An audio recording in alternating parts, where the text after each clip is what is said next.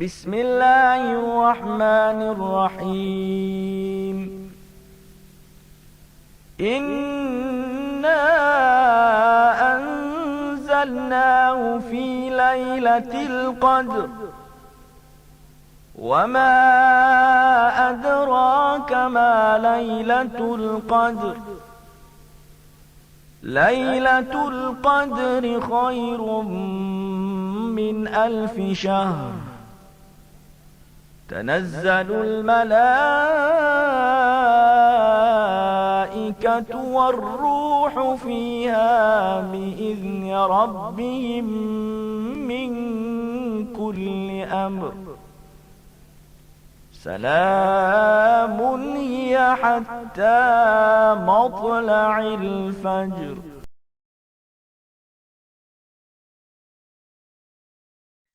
أعوذ بالله من الشيطان الرجيم. بسم الله الرحمن الرحيم.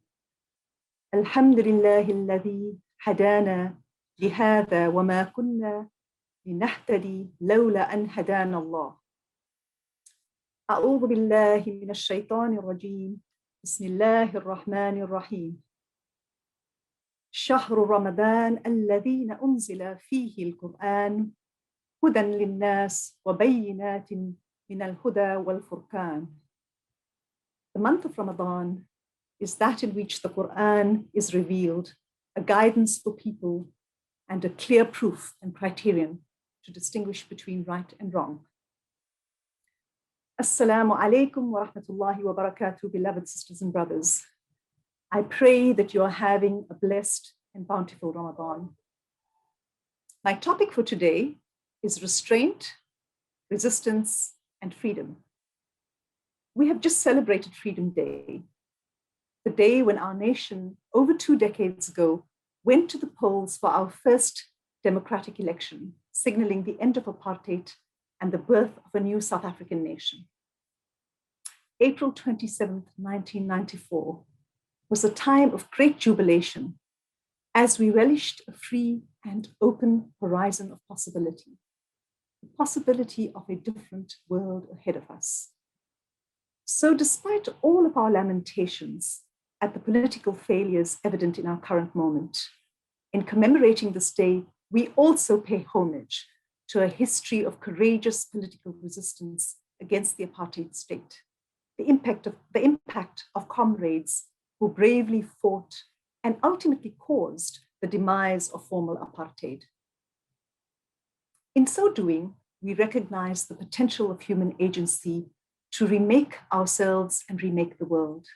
We pay homage to these ancestors, their personal sacrifices and restraints, their selflessness and their noble forms of resistance that enabled our freedom, fraught as these are and might be. Simultaneously on this Freedom Day, we recognize with great sorrow our moral and political failures over the last 27 years, taking full account of the systemic and ongoing forms of injustice in our country. Genuine freedom and equality means freedom from corruption, freedom from poverty, freedom from violence, all of which for many South Africans feels like a very distant mirage. Freedom Day invites us into a mode of pause and reflection, a space to assess the political and spiritual landmines that have hindered us from realizing our ideals of a just polity and a humane, nurturing society, and to re-energize our struggles to achieve this. So too, Ramadan provides us the opportunity to take a step back and reflect. It provides the possibility for a pause, a reflection on our lives individually and collectively. So today, I'd like to reflect both at the external and the internal level on questions of restraint, resistance, and freedom. So to situate ourselves in a more immediate sense, we must recognize that this has been a very trying year. We have traveled to our second Ramadan in lockdown. So much has been stripped away over the last year. Some amongst us have found that the pandemic has inadvertently provided us with a valuable opportunity to rethink priorities and reset our lives, subhanallah. Nonetheless, many of us have had a truly difficult time. Some of us have lost loved ones to COVID or even been ill ourselves. The vast majority of our country has been facing intense financial and social stresses, including the loss of employment, the spike in gender-based violence during lockdown, and most recently, the destruction of a valuable knowledge archive with the burning down of the UCT library. For some, it might feel like loss upon loss, and we might be experiencing compounded grief, anxiety, depression, and a sense of unknowing that has been sustained for over a year now by virtue of simply living through a pandemic of this scale and this length of time. And so much continues to be stripped away. Moreover, in this blessed month of Ramadan, particularly, many of us have been deprived of our masajid, and we viscerally long for the communal presence, physical proximity, and the tangible barakah of being part of a live Taraweeh Jama'ah. So many of us have entered Ramadan in the state of need and destitution. We might describe this as a state of collective constriction or a collective qabd, subhanallah. Paradoxically, entering Ramadan in the state of need is deeply powerful. If we are already collectively stripped down by the external challenges, and if we do not become overwhelmed at our state of inner poverty, if we recognize that sometimes rahmah and learning are disguised within the most difficult struggles we face, we might experience the sense of qabd or constriction differently. We might recognize that in a state of destitution and need, we are more open to apprehending and perceiving things we might not have been receptive to in a state of fullness or equanimity. Many on the spiritual path within Islam have referred to themselves as the fuqara, the pure, the poor, and the destitute. It is in recognizing our lack that we might open ourselves more fully to the divine presence, divine generosity, and plenitude. We are the fuqara, and Allah is al-Ghani. I have said this to myself many times over the last year when dealing with distress. We are fuqara, and Allah is al-Ghani. We are the fuqara, and Allah is al-Ghani. I am not for an instant minimizing the struggle that many of us are facing, and neither am I suggesting that any of this is easy. However, I am suggesting that if we recalibrate our vision, that if we distill our lenses, we might engage this period of struggle differently.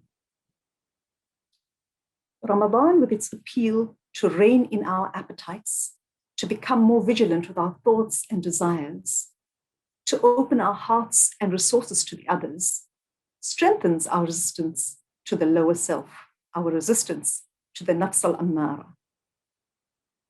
Entering into the fast with sincerity offers us freedom from the clutches of the nafs, and in so doing, it opens up freedom for the ruh, or the spirit, that divine spark that is the true essence of our humanity. For as human beings constituted by both material and spiritual dimensions, our balance and real freedom is to be found when our spirit is in charge, when the ruh is the rider of the chariot that is the material and mental self. So let's reflect in a little bit more detail on the dynamics within fasting that might allow us to move from restraint to freedom. Fasting, as we know, is a universal religious practice and has been around from the beginning of time, even when Hazrat Adam and Sayyidina Hawa were restricted from eating from the tree. The Quran tells us, Bismillah ar-Rahman ar-Rahim, Ya ayyuha alladhina amanu kutiba alaykum as-siyam kama kutiba ala alladhina min qablikum la'allakum tattaqun. O you who believe, fasting is prescribed for you as it was prescribed for those before you, that you may develop God consciousness. So all communities through time have been offered fasting, not simply to restrain ourselves, but as a mechanism to go much deeper within the self. When we lose strength, when we become fatigued, we might perceive what we do not ordinarily perceive. The slowing down of our bodies creates an interruption of our habits and our unconscious modes of being, breaking normal everyday patterns of busyness, preoccupation, constant thoughts, and anxieties. While the everyday self is often trapped in the optics of ego, a state where we are often heedless and forgetful of our true selves, what the Quran describes as a state of khafla or nisyan, fasting pushes us to shed many illusions.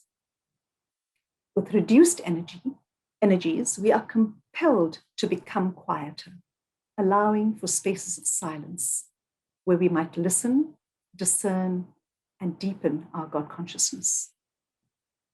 Thus, the fast, while restraining the body and restricting its instinctive desires, unlocks the door to the divine heritage within us, to our ruh or spirit, which is where Allah subhanahu wa ta'ala resides, as in the Hadith Qudsi, where Allah states, "The heavens and earth do not encompass me, but the heart of my faithful servant encompasses me." Subhanallah. So the fast provides potential openings to reconnect to our innate divine nature, or our fitra, that part of ourselves that is attuned to the divine qualities of grace, wisdom, and equanimity, those qualities that make real freedom available to each human life. Now, in this COVID isolation, as many of us are inadvertently also fasting from being physically part of our congregations, and despite our sadness in this, there is another freedom that is opened if we are attentive beyond our very real and beautiful longing for our communities.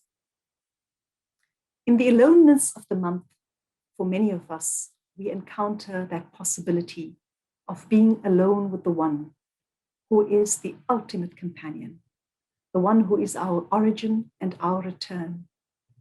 We recognize with exquisite ambivalence the gift of family, loved ones, and community, while simultaneously recognizing that ultimately each soul is completely on a solitary journey with and to the divine presence.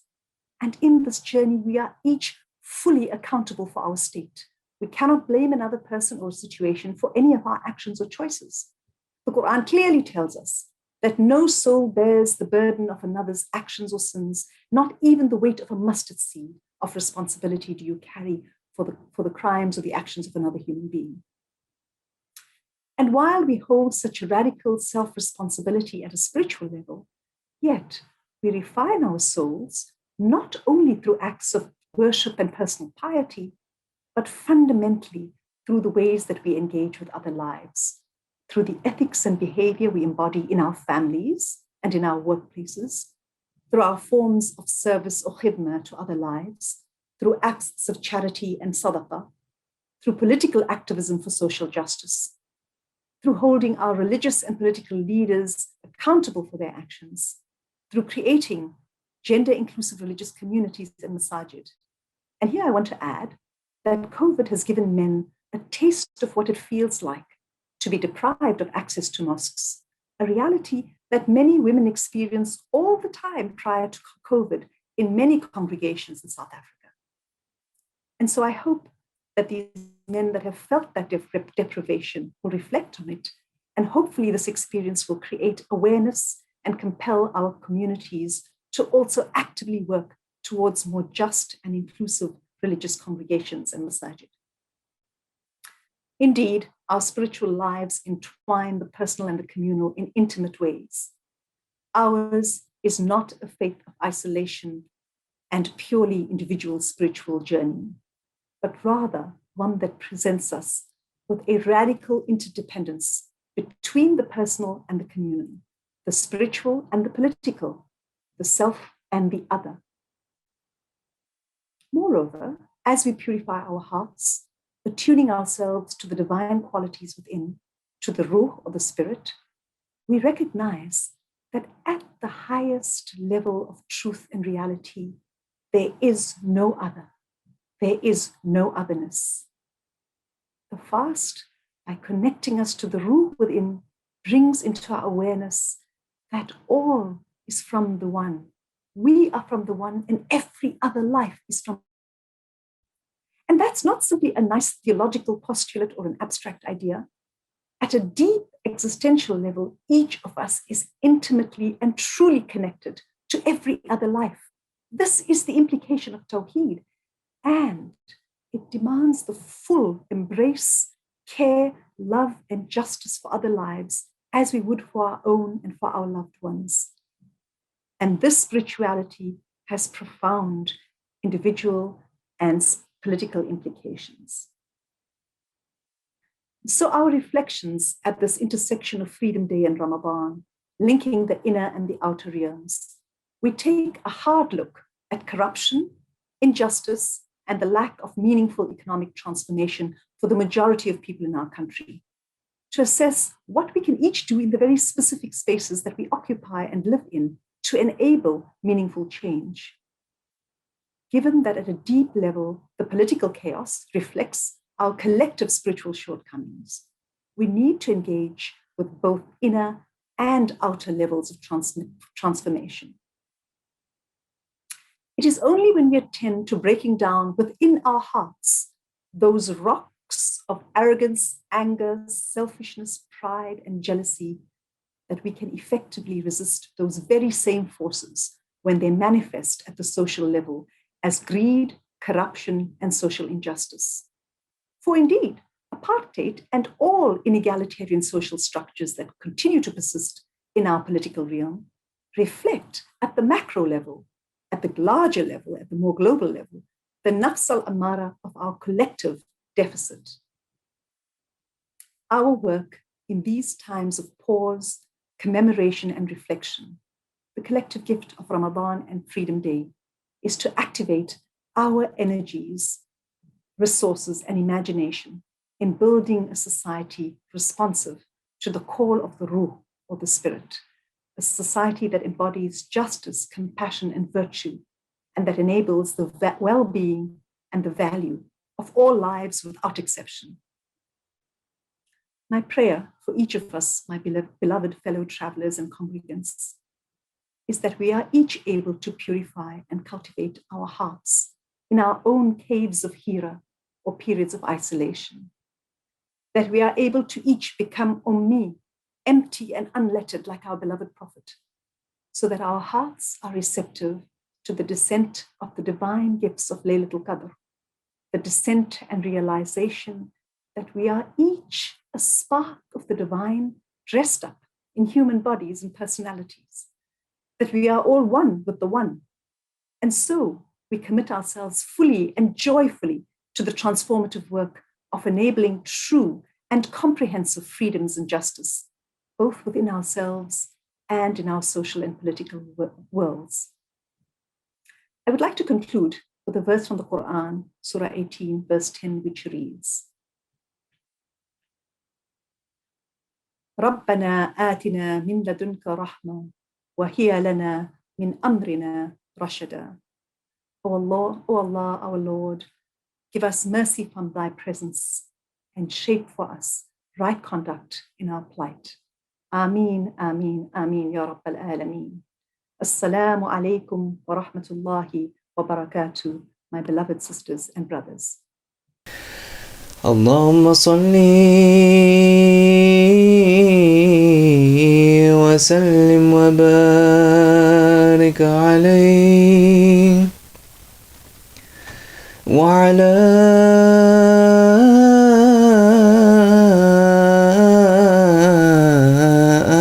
آله وصحبه وسلم آمين يا الله.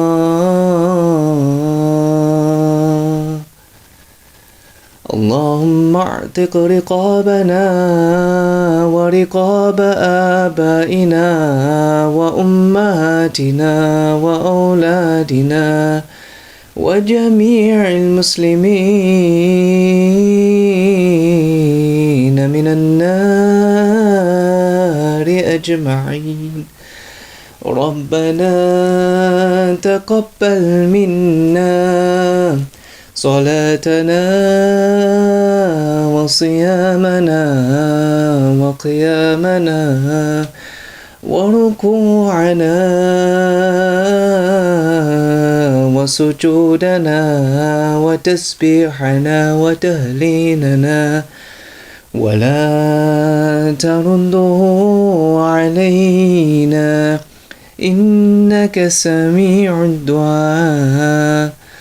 اللهم بفضلك وجودك كرمك أجمعين وتوب وزكل وعفو عمن يقول آمين